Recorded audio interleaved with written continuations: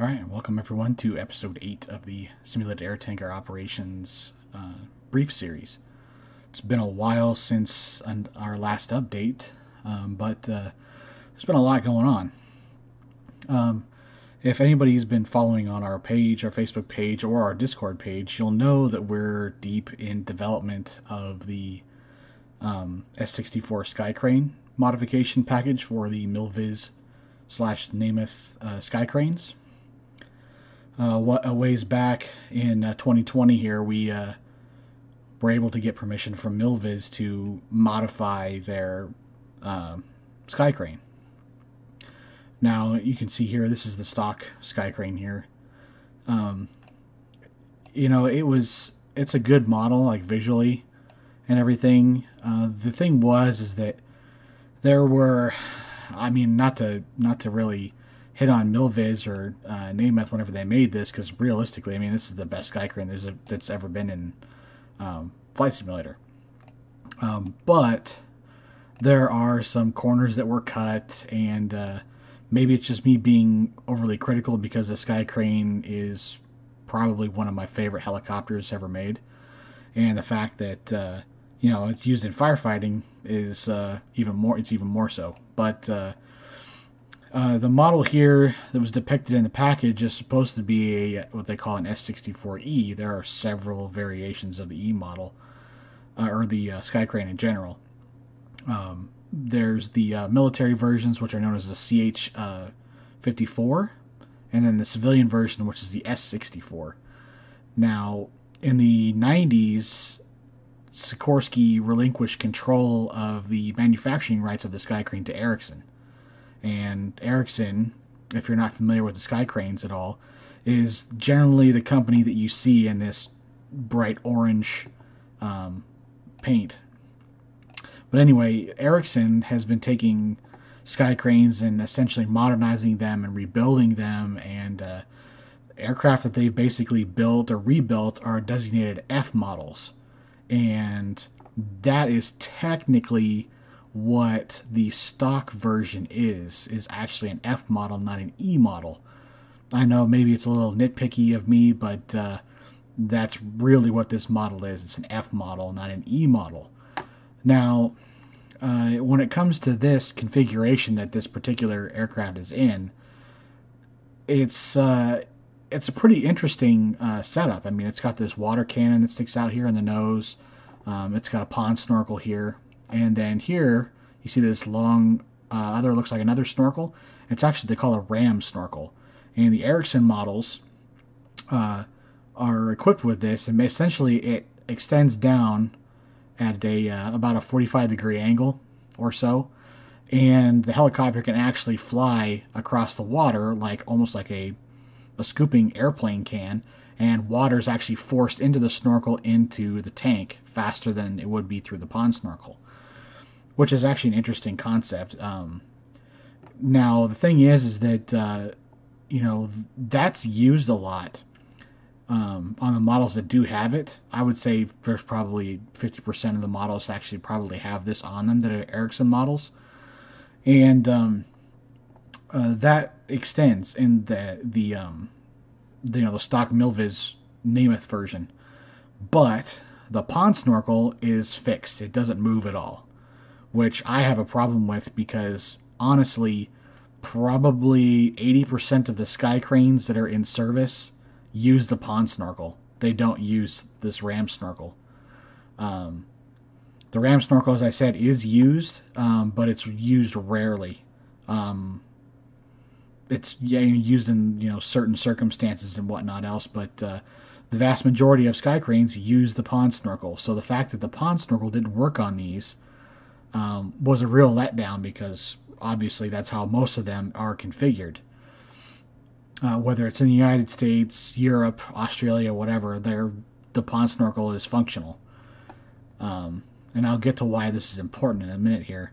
And along with the water cannon. The water cannon itself is an Ericsson exclusive model, or exclusive modification. The water cannon's cool. It's been around for a long time, but I believe the late 90s is when it was developed, and it kind of came back into into interest because of high-rise building fires, you know, with 9/11 happening and whatnot else. It kind of boosted Ericsson to kind of sell more of these water cannons to put on Skycranes for high-rise firefighting. But that may or may not be why this was attached to this particular model, because I believe, I don't know when this model was originally released for FSX. I want to say it was in 2009 or so. I got it in 2010 for FSX, and whenever I finally got this and flew it, I was, needless to say, let down because of the features that were missing that I felt should have been on this, and the water cannon, and they didn't basically have a traditional firefighting version available to fly, which is what I would have flown, and probably what most people would have wanted to fly, because that's what you see them mostly as in that configuration. This configuration here is probably the least seen version that's out there. So that brings me to the point of why I got permission to modify those Skycranes. Now, if you're familiar with following the project, you'll know that I made significant number of changes. Now, without getting too specific into this, because I don't want this video to go super long, but I'm going to be talking about the versions that I'm going to be adding with the permission that I was able to get from MilViz. The versions that I'm going to be adding to this that will be free, but the MilViz Skycrane is required for those modifications to work. So I just wanted to preface that, because that section of the Skycranes is going to be a huge section of this video. And then I'll kind of talk about some of the repaint projects and some of the other future projects that we're kind of looking at possibly doing. And I'll kind of touch on maybe simulated air tanker operations future with FSX P3D and Microsoft Flight Simulator 2020. So, because there's been a lot of people asking about, when we're going to start doing things for the new sim and all that for FS2020 and all that. So I wanted to kind of address some of that stuff as well in this video if I can get to it. So, in terms of the Skycranes, back to them again, I essentially, what I'm doing is making the versions that are most seen in the United States, Australia, and in places like Italy and Greece and places like that, where the Skycranes are used quite a bit for firefighting. So essentially, my versions that I'm doing, I did 6 expansion models for this that essentially I will show you the previews of them. Right now, the project itself is in closed beta for P3D, which is going really well. I'm in the process of getting them converted back to FSX native. They will be compatible with FSX, hopefully.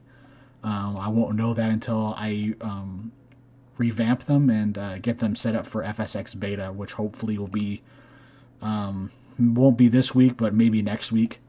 But yeah, so anyway, so this is the stock version, what it looks like. So I will jump into one of these, one of the new ones that I've created for this.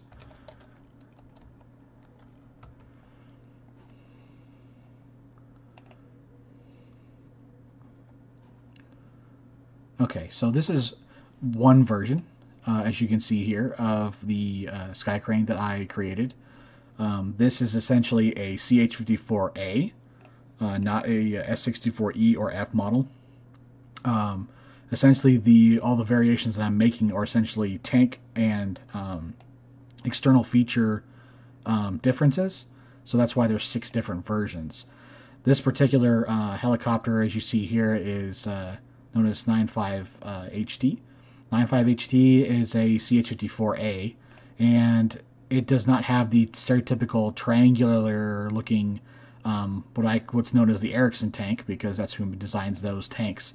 This is actually an old design, and it was only ever on 2 Skycranes in general, and this is the only surviving one. This is actually an old Aero Union RADS design tank that they designed specifically for the Skycrane.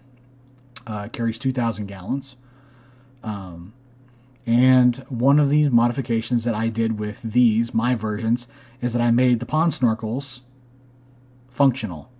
So these pond snorkels do extend, and you can use them along with, like I said, along with this, the tanks. The tanks will be different. So this is version one of the versions. Now I will go to one of the other S64E versions. So we'll go to one of the, actually this is an F model, so we'll just go ahead and start here. Now you'll notice that the difference between the version that I showed you, the stock version, and this one here, there isn't much visual difference, except for there's no water cannon, and this forward box has been added. This forward box is on a lot of the Ericsson models. What exactly is in it, it varies. It's basically an equipment box or toolbox, or it holds various other things that can be in it. Some models have it, some don't, but the Ericsson models are the ones generally that have this box. So this is an F model, and the quickest way you can tell the difference between an F model and an E model or a CH54 model is the tires in the back here. An S64E or a CH54A or B model have large single tires back here in the back on the landing gear assembly. On the F models and certain E models that have been touched by Ericsson and been rebuilt have twin gear assemblies with smaller wheels. That's the biggest difference you can tell between an F model and E model. That's kind of the difference. Those little tiny differences are things that were missed in the original package. So in the MilViz version, they say it was an E model, but as I said before, it's technically an F model because of how these tires are. So that aside, that's one of the F models. I also was able to create the Italian F models.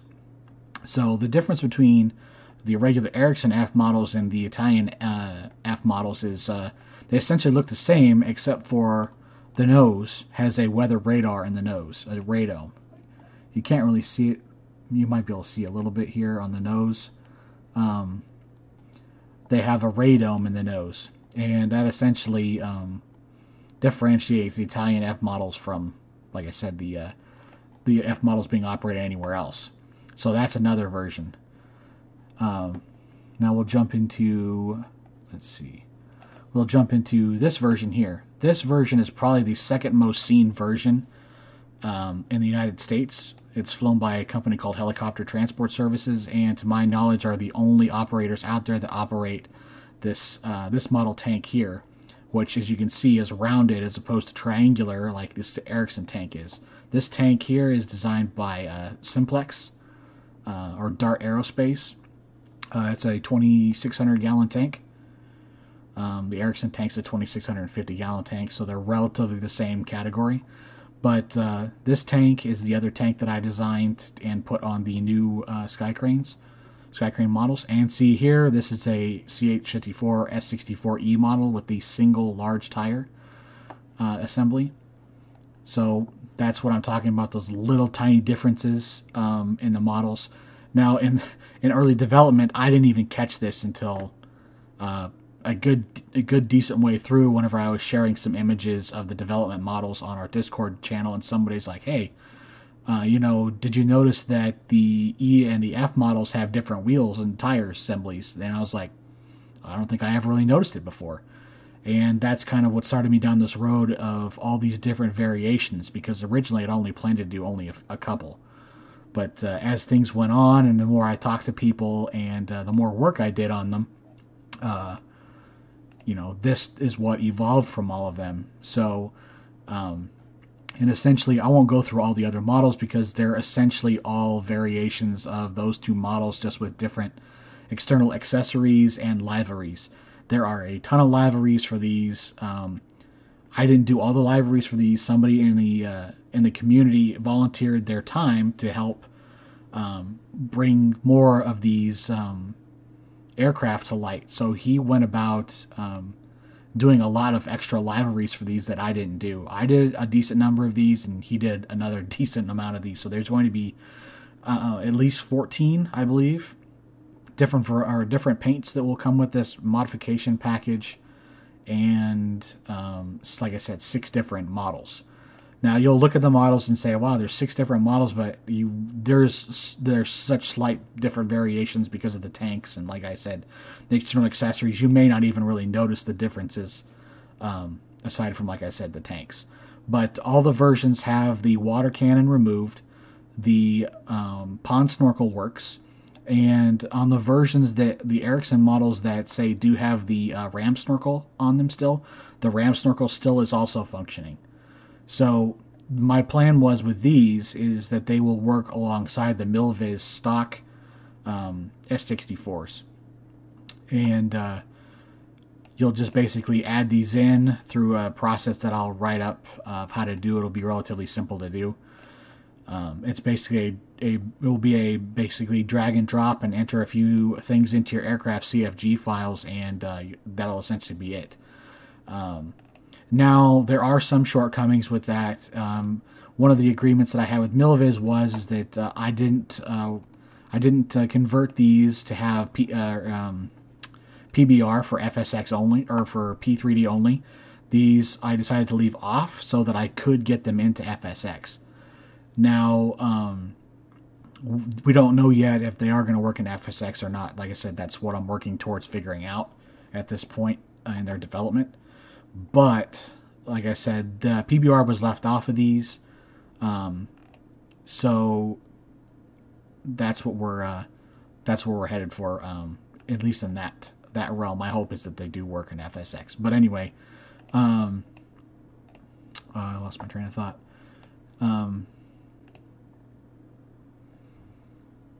Yeah, so six different models. Trying to get back on track here. 6 different models.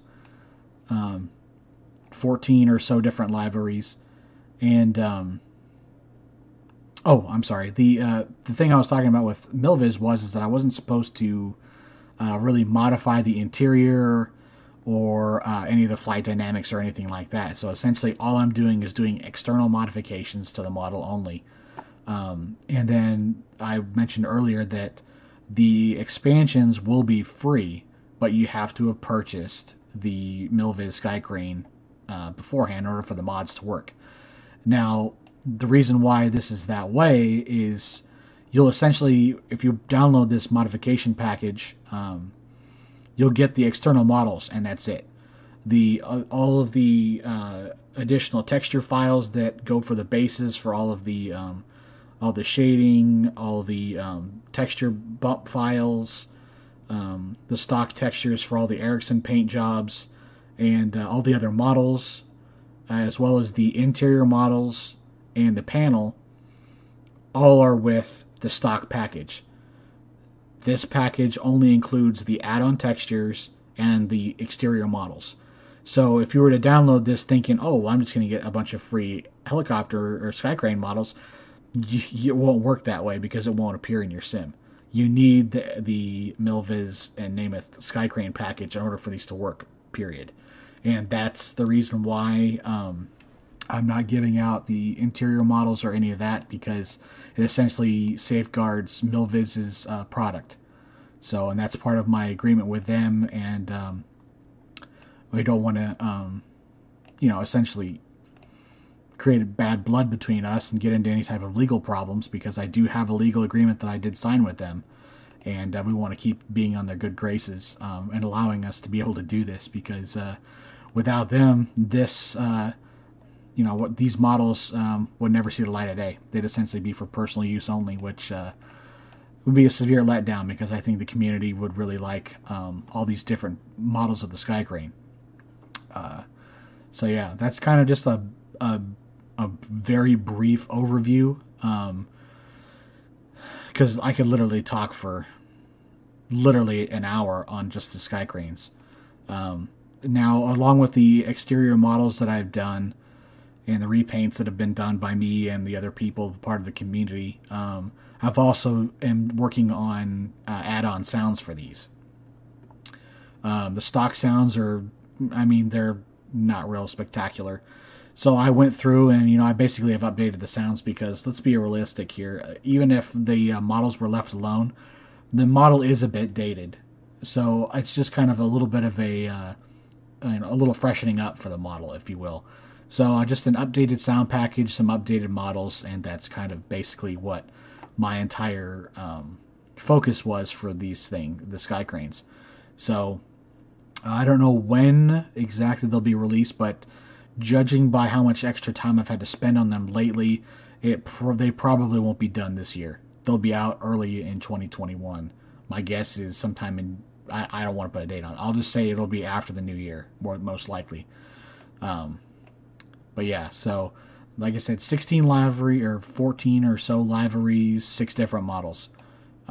So yeah, if you think you want to, see more information on them, you can follow us on our Facebook page or jump on Discord. Our Discord is where I post a lot of our more in-depth updates anymore, because the main page can get overwhelmed and people will lose posts and things like that. The Discord page, it's a little easier to navigate, and for anybody who's a little more, I guess, interested in the whole development process. And we talk about other things on there as well. There's several different options in there for people to post their own screenshots from their sims of them for doing digital or online firefighting with their friends. And people post real life screenshots or real life videos and pictures of what's going on in the industry and all that stuff. So it's a good time on the Discord. If anybody wants to join, there's links all over our pages that pop up here and there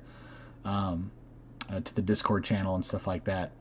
It's also whenever we release repaints and content for conversions and things like that, the links for that are also duplicated in Discord from the Facebook page and all that.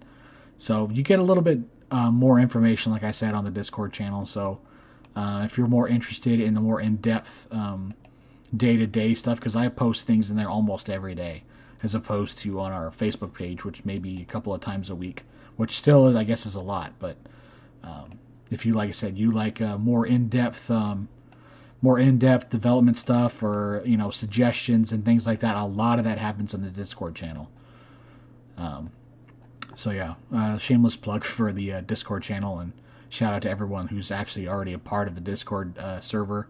A lot of that their input and stuff for the Skycranes is another reason why hopefully these are going to come out really, really nice, is because a lot of the input from people and other people's help, because I did not just do the models, and I didn't do everything myself. The modeling was mostly me, but there's been a lot of pointers and a lot of help for this particular model, and I appreciate that very much.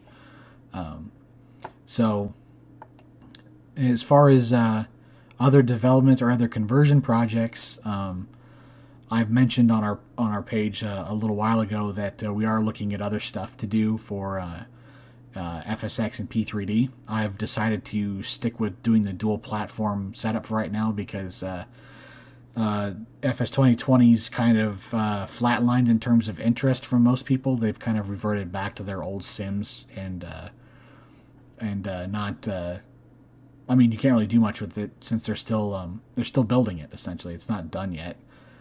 So a lot of the developers haven't put out any aircraft for it yet, and all that type of stuff. Still relatively new. So a lot of people have, like I've said, have reverted back to their old sims, be it FSX or P3D. So that's why our focus is going to stay there for a little bit longer than I anticipated, even after the new year, until things and content for FS2020 start to pick up. We'll kind of revisit that whole switch over from majority of P3D and FS2020 content. But we'll get to the FS2020 stuff in a little bit here. But in terms of other repaints, we're working on, if you've been following the page, I'm working on repaints for the Coronado Citation, the 525. And granted, the 525 isn't technically used in aerial firefighting, but they do. There are jet leads now being used, both in Australia and the U.S. Because of all the jet tankers that are starting to appear. So I will. Let's see here.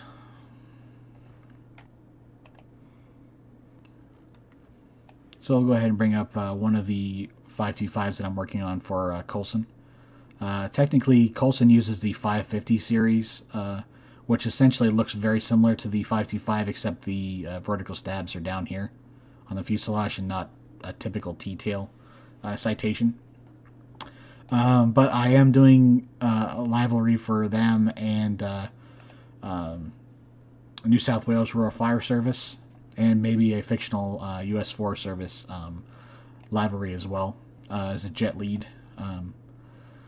It's just kind of like a fictional aircraft. I don't really do a lot of fictional work, but since I don't really have any of the other models to really mess with, I decided to just do this one. And it seemed like there was enough want on Discord and some of the other places that I asked for using this model. It was seen as fine, so I decided to go ahead with that.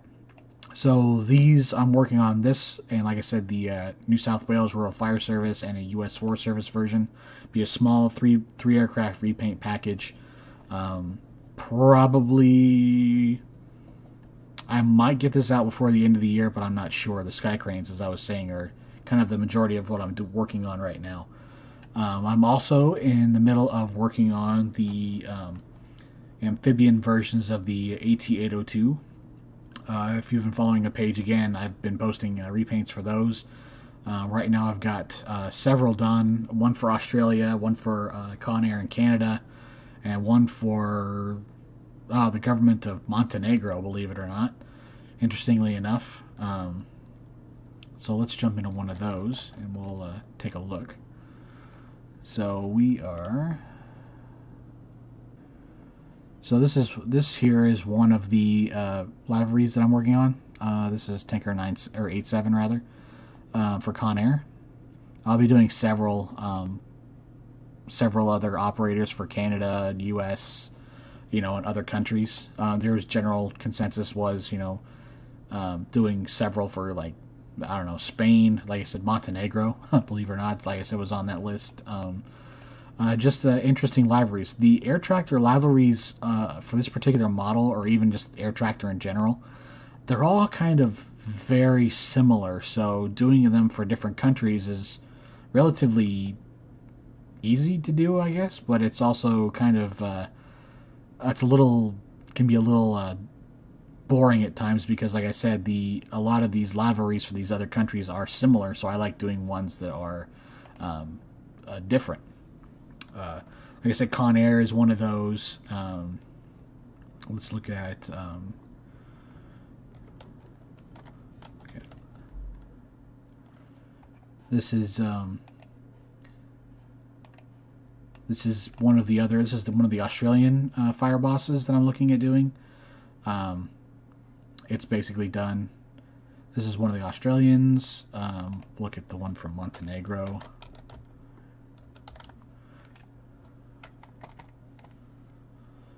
Like I said, the liveries look fairly similar, just color differences and registration numbers and such. But it gives you a wider option of options to fly. So that's the AT802s. Again, there's going to be several liveries for them.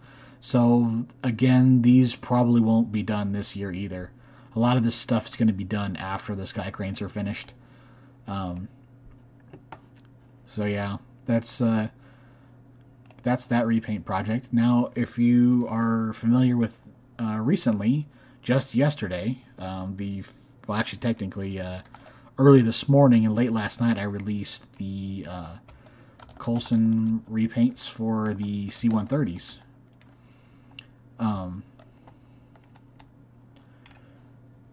Coulson recently painted their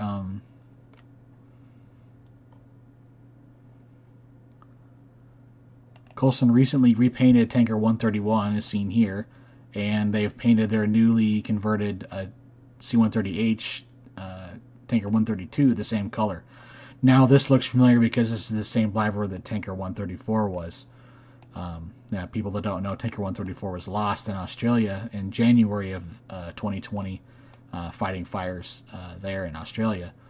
Now, both 131 and 132 are currently on their way to Australia for the fire season down there, so the Australians will actually get both of these C-130s and the new liveries before that we will in the United States.